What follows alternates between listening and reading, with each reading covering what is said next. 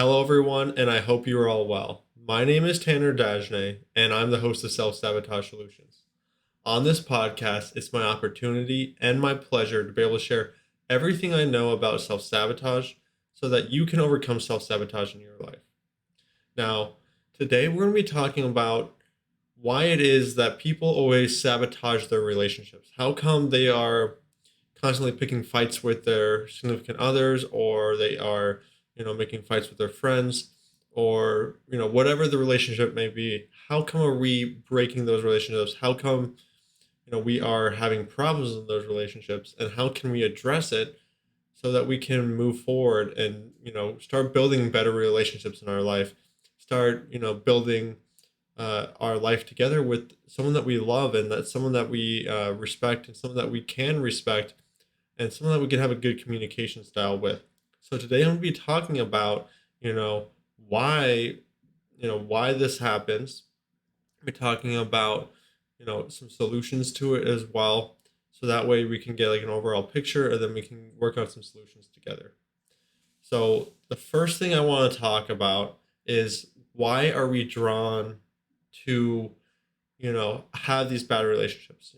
I want you to think about, where have you seen broken relationships? Where have you seen negative relationships in your life? It might have been from your parents.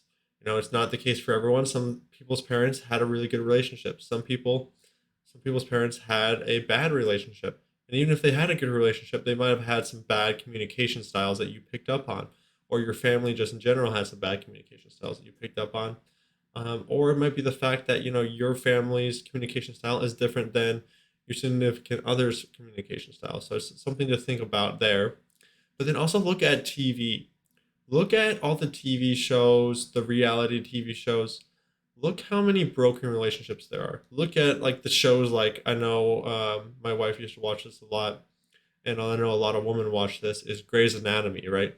Look at all those broken relationships, cheating, divorce, all those things. Your subconscious, the part of your mind that is in charge of keeping you safe and fitting in with society, is taking note of every time it sees a negative relationship, and is saying, hey, maybe we are part of the tribe that has broken relationships in it. And that would be probably the safest way for us to fit in as well.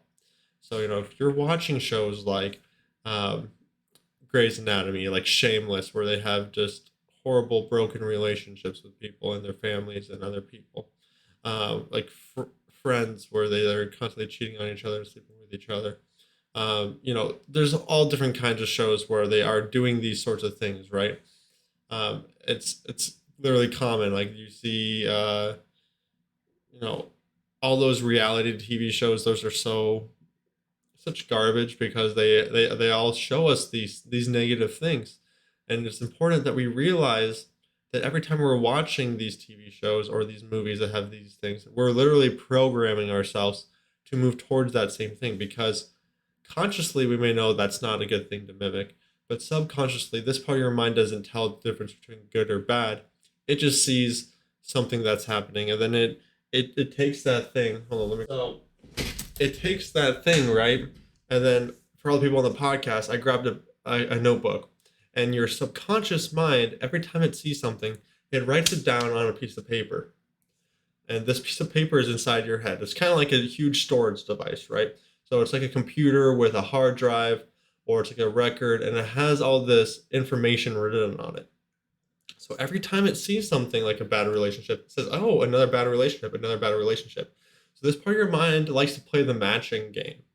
It likes to match things together. And the more things are matched together, the safer that thing is to do. The more of a high chance that this part of your mind is going to influence you to take that thing. So if we are constantly seeing bad relationships, if we're constantly seeing broken relationships, if we're constantly seeing, someone choosing the wrong partner, if we're constantly seeing someone cheating on each other, this part of your mind is like, whoa, hey, this is something safe to do. This is something that we can all do together.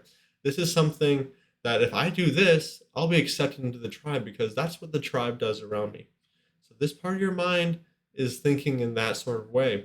And if what you need to understand is that, yes, we may be conscious individuals, and that is amazing, positively great thing, right? But the majority of the time, about 90 to 95% of the time, we are actually using our subconscious mind and running and operating from the subconscious. So that means you, when you're daydreaming, doing other things like that, your subconscious mind is taking over and running the show. And oftentimes, you'll find that your subconscious mind can actually influence you with urges, thoughts, feelings.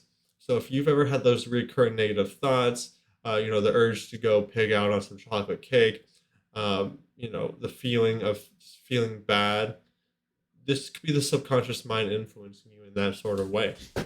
So what you need to know is that when you are watching these TV shows, you are programming your subconscious mind for whatever you are watching. That's why they call it TV programming. So you need to be aware of how you are programming yourself, because you don't want to be programming yourself for the bad relationships, for the broken relationships, for cheating, for eating, harmful food, whatever, right? So you got to think about that. And then you got to think about, what is society looking like right now in general? Well, society, the divorce rates have skyrocketed. We see apps like TikTok where they do one night stand, or sorry, not TikTok, Tinder, and I don't even know all the other ones. A Meetup maybe is one of them. There's all those different like hookup apps where people are just not going for a relationship. And this is what your subconscious mind is seeing. It's seeing that, hey, this is what our society is. It's a one night stand. It's a sex and never see this person again. This does not create good relationships. This does not send good messages to your subconscious mind. So you need to avoid these things if you actually want to create good relationships in your life. And the next thing that we're talking about is short term thinking. So a lot of short term thinking is happening where we're not thinking long term about our actions. So we might pick a fight with our significant other. We might do something in the moment. But we don't think about how that's going to affect it long term, because maybe we want to be right in that moment, but it's going to create a divide between us and our partner. Or maybe we want to go out partying and drinking when our partner really needs the help or needs us to come over and help them. There's a lot of different, ways you can take this short-term thinking, but the easiest way to address it is to whenever you're about to make a decision, think about it. How's this going to affect me in the short term? And how is this going to affect me in the long term? Now, it's important to note that if you are in fear or stressed out, or you're drinking a lot of coffee or caffeine, that you're more likely going to be tending to go towards the short term thinking. And the reason why is when you are scared, when you are stressed, or when you have high levels of caffeine in your body, this actually sends your body into a flight or flight response system, because your cortisol levels have increased.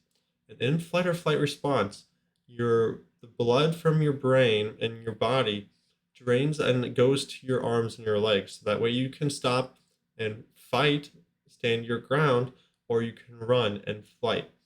And so your brain actually has less blood flow, less blood within your brain. This means that the main part of your brain that's operating is your subconscious mind, because in these situations, or if we were in danger, or when we're in stress, we need to be making usually quick decisions. At least that's what we've had to do in the past over thousands of years. Like if there was a saber-toothed tiger there in front of us, we had to make a quick decision on how to get away or how to fight and protect ourselves. And now things have changed significantly today, where we don't have to deal with a lot of these dangers, but our minds still go into those flight or flight response.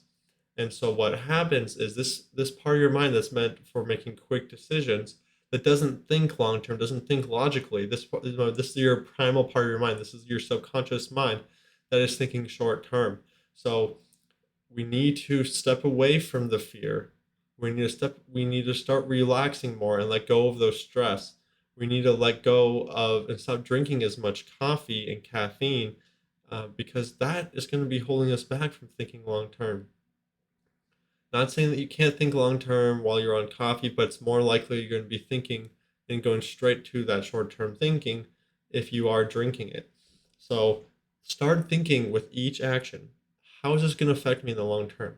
Is this going to take me towards the life I want? Is this going to start building relationships that I'd want to build within my life? Or is this going to lead me down the path that I don't want to go to? So end the short-term thinking, start moving towards long-term thinking, right? And the next part that makes me that I want to touch on, which can really affect our relationships, I think, in a big way, is that we are much more of like a materialistic society. So we are constantly looking for the next thing to make us happy, the next thing that's outside of us to make us happy. And we're a lot of the times we fail to be grateful for what we have. We fail to be grateful for our friends. We fail to feel grateful for our significant other, for our families.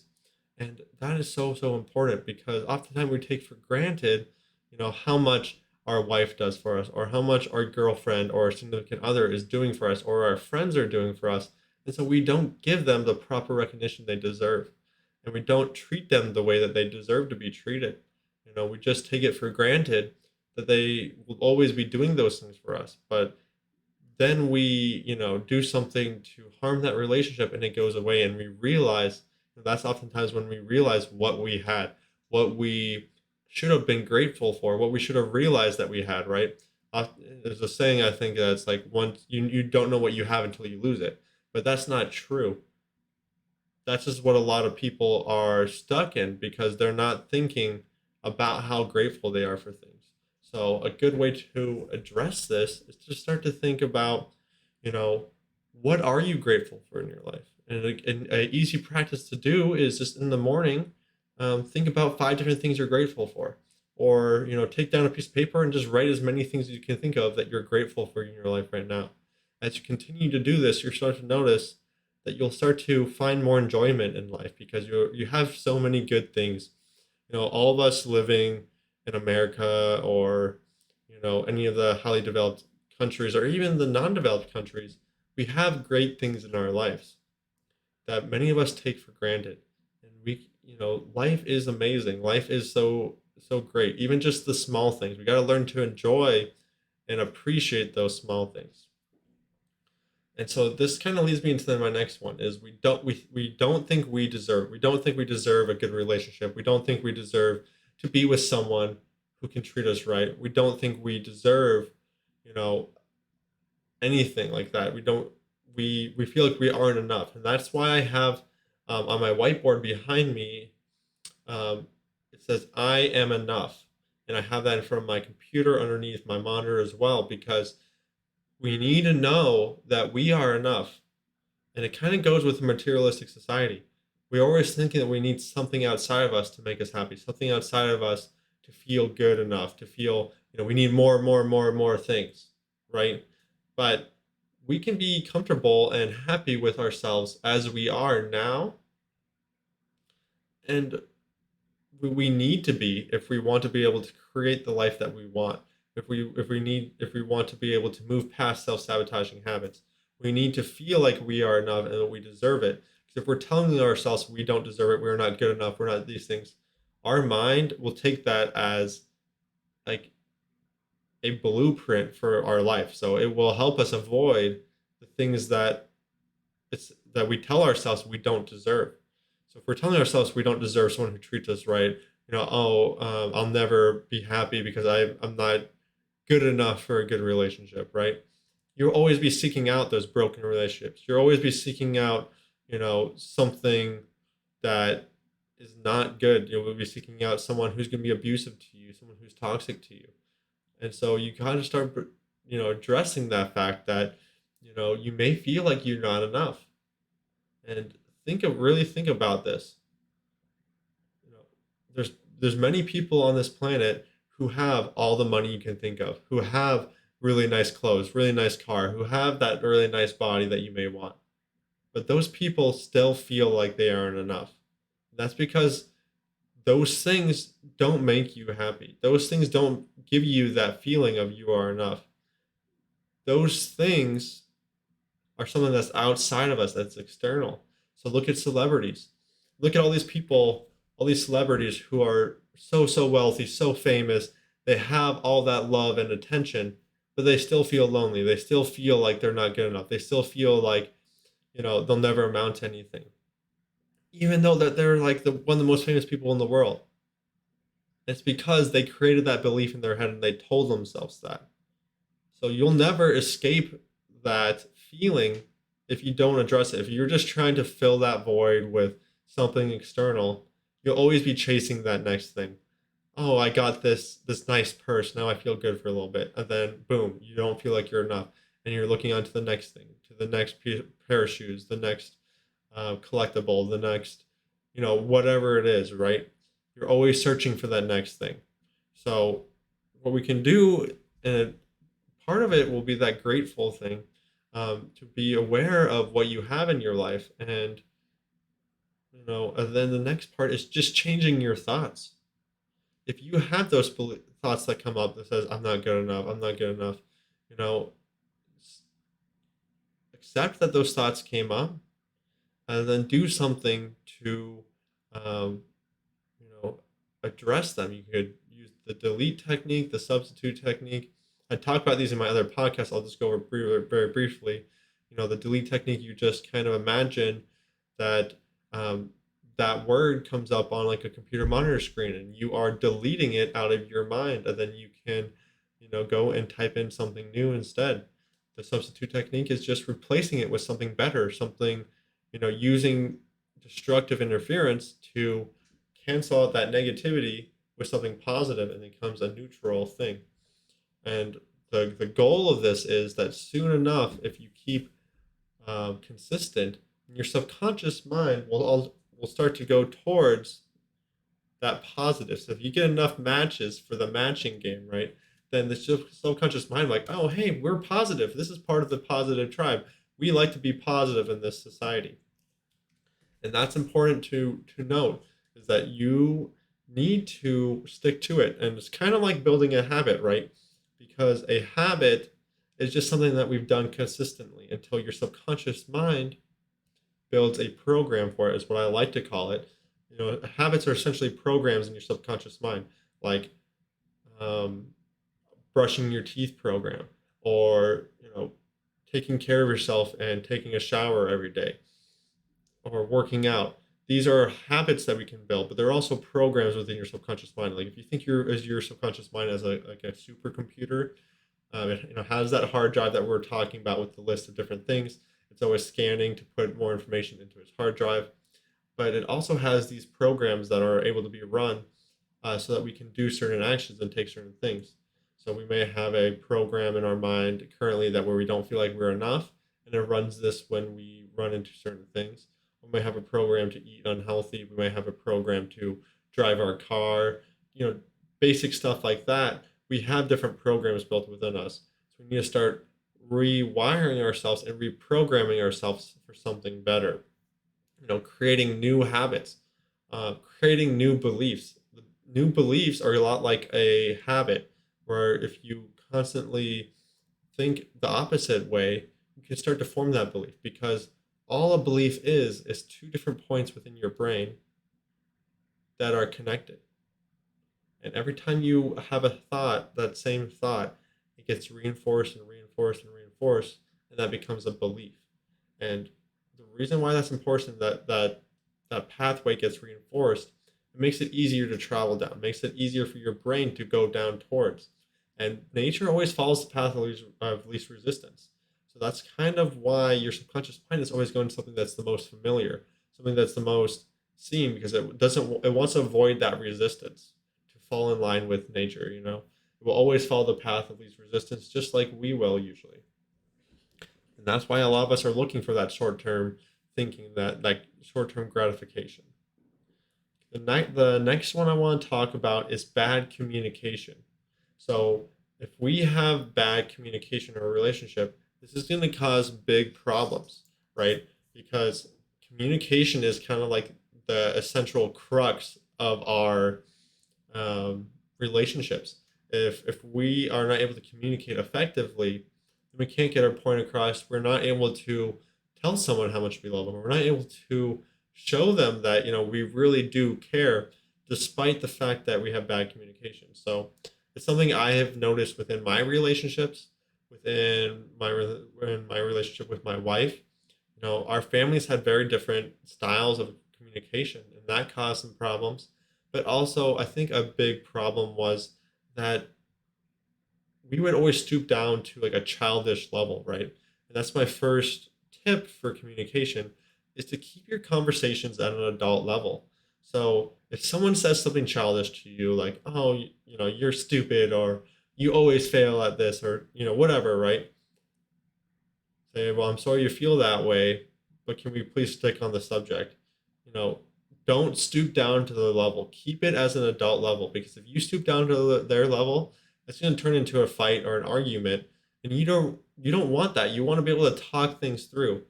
You know, if when things break down to that fight or argument, that's when relationships really get harmed. That's when relationships really get broken. And if you're able to stop that where you are in its tracks by not going down to that adult level or to that childish level, oftentimes your partner or the other person in the relationship will go back up to the adult level because they'll realize that, hey, they didn't go down to this level. I should probably come back and talk with them that way. The next one is taking 100% responsibility for each and every action. So, and I wanted to talk about this because I think there's an important part. In a fight or an argument or a conversation between two people, there's not just 100% responsibility in total together. There's 200%. So it's, I have my own 100% and you have your own 100%, right? So if you say this is all your fault, well, no, actually, because your communication style, the way you're communicating as well, you're part of it. So you have to take 100% responsibility for your part of the conversation, for your part of the fight, for your part of the argument. Did you go down to that childish level? Did you go down to those things? Did you say something to that would piss off your partner, right? Take 100% responsibility. Oftentimes when me and my wife would tell ourselves, I take 100% responsibility, it would take like a relief, and take off a lot of the feeling like that we were in a fight. Instead, like we were working something out. We were in a communication instead of an argument, right? And the next point I want to talk about is to listen first. So, I'm sure you guys have probably heard of this. We were born with two ears and only one mouth. So we need to do double the listening that we do speaking. And something that I think is important is when you're listening, actually listen. Don't be thinking about what you're going to be saying. Don't be thinking about, what you're going to be doing tonight for dinner or whatever. Actually be listening to the person. And this can be hard because a lot of us have been trained to have like ADHD kind of thinking through social media, through TikTok, just through certain things that have been kind of programming us to be thinking short term, thinking of those short term gratification, right? But we got to think, you know, and listen fully to what the other person's saying so that we can respond and not miss anything and fully understand where they're coming from. So before you actually, start formulating what you're going to be saying, think about what they're actually saying to you and try to understand it to the best of your ability. If you need a moment to respond, just say, that's a really good point. One moment here, I'm just thinking my answer. You know, you don't have to just stay quiet. If you're staying quiet, they might be like, what, you were not listening? But if explain to them that you were just trying to listen as much as possible and not think about what you're going to say, most people will understand that. They'll appreciate that because they understand that you were trying to actually listen to them. You were trying to understand how they were feeling and saying instead of thinking about what you're going to say while they're talking, so you miss like half of what they're saying, right? So listen first, then go into how you're going to respond. If you need a moment, that's okay. If the other person's not willing to give you that moment, then maybe they really don't want to work this out. They just want to fight, and just stay at an adult level and try to work it out at an adult level. So the next thing you need to think about if you're trying to increase your communication or things that can lead to bad communication and essentially self-sabotage is having body language that's showing that you're still in a fighting mode or your tone of voice.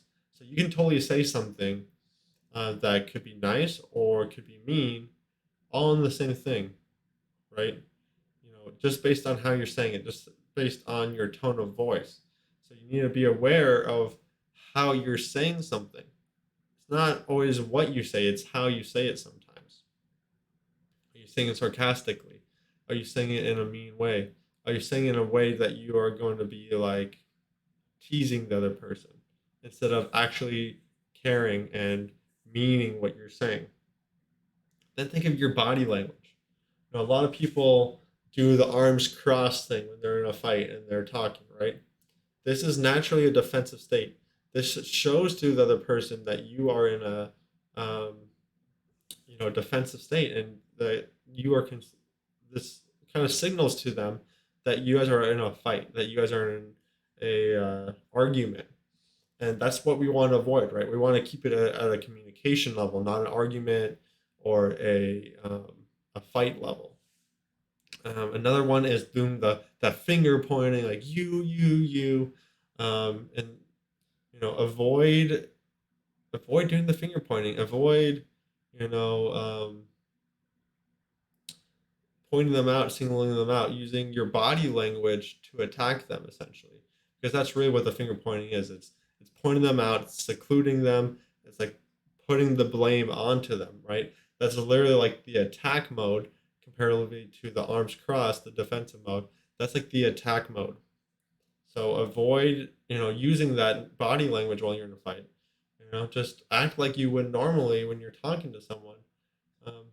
Give them the respect they deserve and show them the tone of voice through the tone of voice that you actually care and you're not trying to make fun of them or tease them. That kind of goes back to the childish remarks. Avoid that childish reaction to what they say. The next one is remember who you are speaking with. And what I mean by this is, are they a loved one? Are they like an important business partner? Are they someone you're trying to make friends with? You know, who is this person that you are talking down to or you're about to get a conversation with? If you are in an argument or a fight, why are you in an argument with a fight with your best friend? Why are you in an argument or fight with your loved one?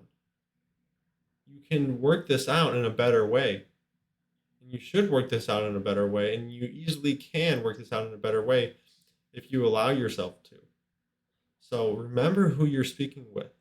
Don't allow the communication to break down. Don't turn them into some enemy, some foe, some goblin, um, some kind of monster.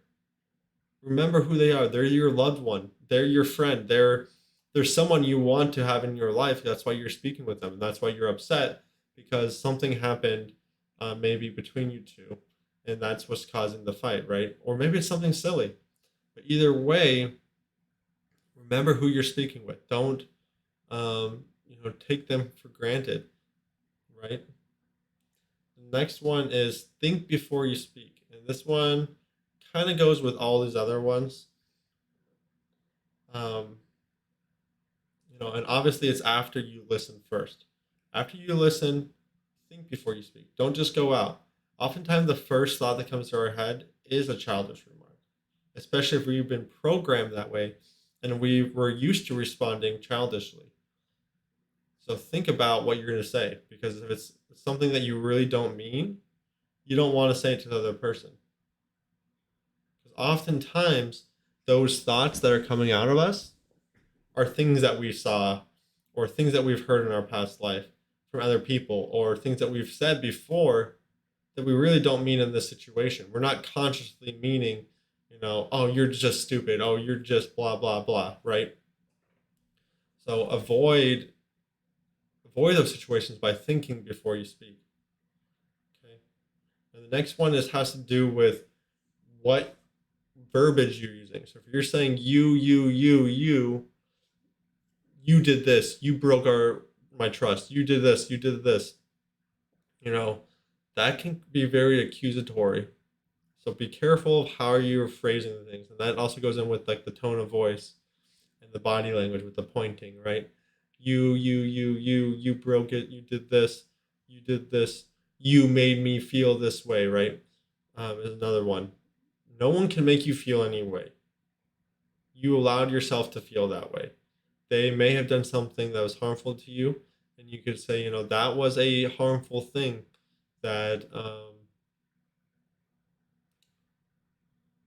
that was something that was harmful to me, or that that harmed me, or that made me feel. Sorry, not made me feel that was upsetting. The way you, I'm trying to avoid just saying you, in the situation because I'm so programmed to have it in my life and saying that sort of thing, right? Because it comes very naturally, but we want to try to get away from saying, you made me do this, you did this to me, and we can start replacing with we. Like we've been having a broken relationship because we are a. You want to portray it as you guys are one. You guys are in a relationship. You guys are a part of a group. We need to work through this.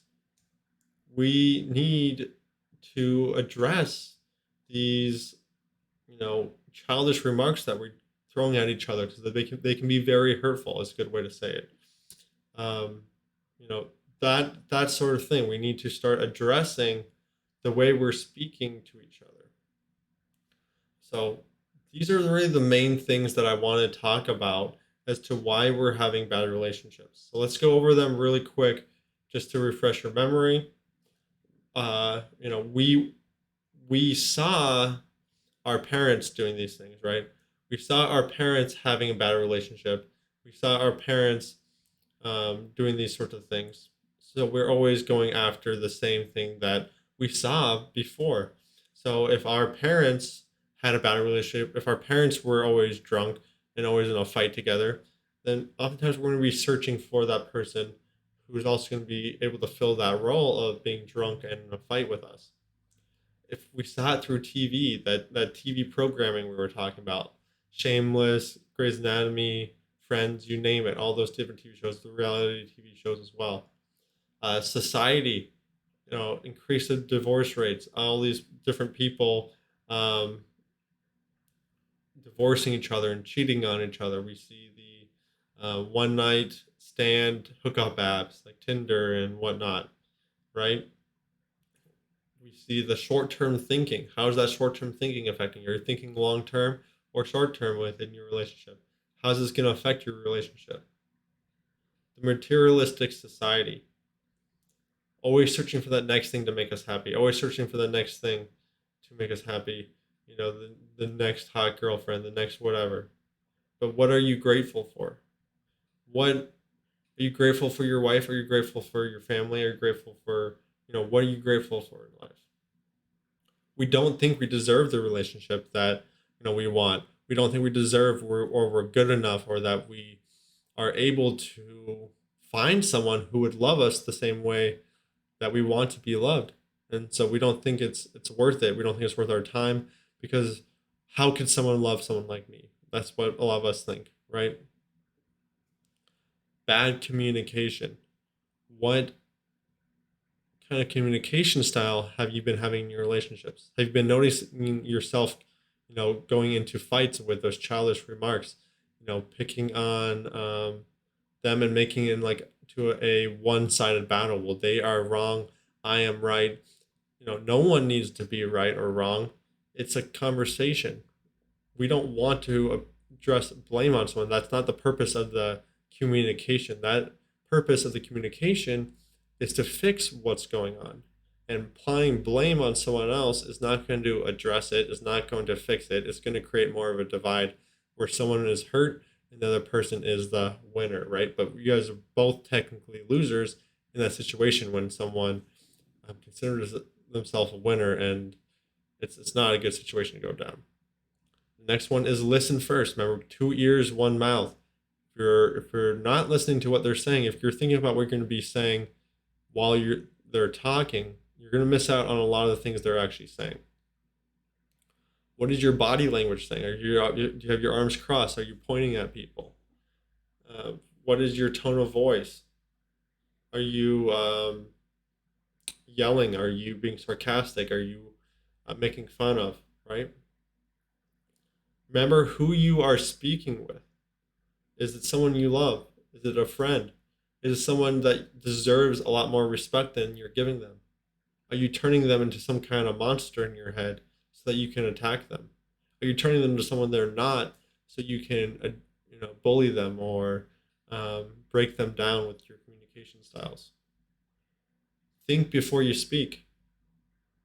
You don't always have to speak right away. You can ask them to give you a moment to think about what they said. We don't have to constantly be speaking back and forth in a communication. Sometimes it's good to think for a second, especially if you're going to be saying something you don't mean, something that is going to be hurtful, something that just came to you automatically through your subconscious mind because it's trying to mimic the TV shows you watch. It's trying to mimic your parents, it's trying to mimic society. And what kind of verbiage are you using? Are you saying you? Are you saying you made me feel? Remember, no one can make you feel anyway. And you don't want to be on the attack. You don't want to be saying you. Use we. Change up your verbiage. Add some inclusion into it. Remember, everything takes two to tango. The communication broke down. The relationship broke down. It can't all be one person's fault. We all had a part to play within that communication or that relationship breaking down. There's always something we could have done better. So take 100% responsibility. And if you take these things into your life, I know for a fact that your life is going to start getting better. Your relationships are going to start getting better. If you're able to start addressing your belief of not feeling good enough, if you're able to start, thinking long term about how things are going to affect you, you start cutting out those negative programs or those negative influences like the TV shows and things like that. If you start to change your communication style and working on your communication style with your partner, then you can create something better for yourselves. That's what me and my wife have been able to do within our 3 year marriage, and I think it is 7 year relationship. We've been able to create something very, very good for you. We disagree sometimes? Yes, but we keep things at an adult level. We take 100% responsibility, and we listen first and try to remember who we're speaking with and think before we speak. And sometimes we slip up, and that's okay. But we're always working to be better. We're always working to create that better communication. And that's something that's very important. And the other person in your relationship will, see that you're trying new things. And if they really want to be a part of this relationship, they'll be willing to try these things as well. So feel free to share this with as many people as possible.